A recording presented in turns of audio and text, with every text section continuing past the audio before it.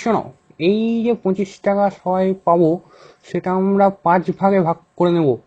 তাতে হয় কি, তুমি আমি এ ও সবাই 5 জনে 5 টাকা করে পাবো, বুঝলে? না না, তুমি নিজেকেই ঠকাচ্ছ। যদি পাঁচ 25 টাকাকে আমরা 5 ভাগে ভাগ করি, তাহলে আমি এ ও সবাই 14 টাকা করে পাবো। তো তুমি তো একদম গর্ধব দেখছি। আসো, এইখানে আসো, তোমাকে বোর্ডে কষে দেখাচ্ছি। দেখো, এই হলো 25, 25কে ভাগ করলাম 5 দিয়ে, হলো 5। 5 2 যায় না, তাহলে 5 যাবে 25-এ।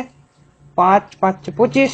না না, একদিনে বুঝছি তোমার কেন বাবা পয়সা খরচ করে পড়াশোনা শিখিয়েছে। দেখো, 5, এই 25কে ভাগ করবো 5 দিয়ে। 5 2 যায় না, কিন্তু 5 তো বাবা 5-এ যায়, তো 5 একে 5 বেঁচে থাকলো 5 0 আর 2 20। তো 5 20, 4 5 20, তো হলো না? হ্যাঁ, 25কে 5 ভাগে ভাগ করলাম, 14 পেলাম। কি যে বলো না, দাও তোমাকে আরেক ভালো করে বুঝাচ্ছি। দেখো, এই হলো 5, 5 5 5-এ 25, বুঝলে? এইটুকু পড়া শিখেছো তুমি? হ্যাঁ, এত বছর ধরে পড়ালাম।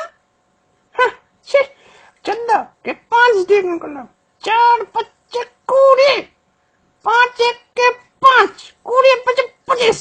এই নাও তোমার না না, দেখো আমি তোমাদের দেখিয়ে দিচ্ছি। দেখো, এইবার দেখো, 5টা 14 যোগ করে আমি দেখিয়ে দিচ্ছি তোমাদের কিভাবে 25 হচ্ছে না। দেখো, ভালো করে দেখবা কিন্তু।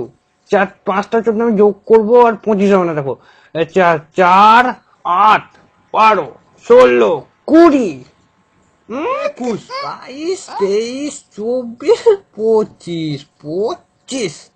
তাহলে বুঝলে, বেশি পড়াশোনা করতে হয় না কেন? হ্যাঁ,